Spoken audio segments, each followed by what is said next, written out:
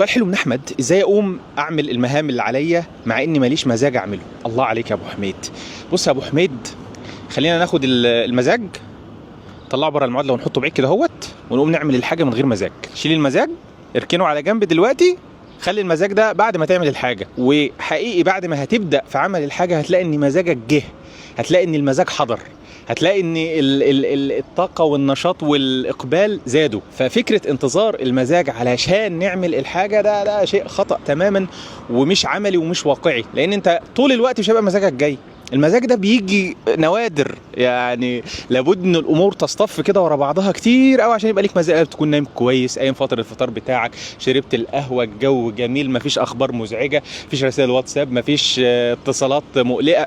فلا، المزاج هي حاجه لا يعتمد عليها على الاطلاق في انك تنجز الحاجه اللي المفروض تنجزها. فخد المزاج، اركنه على الترابيزه وقوم اعمل الحاجه اللي انت هتعملها، ما تنتظرش المزاج.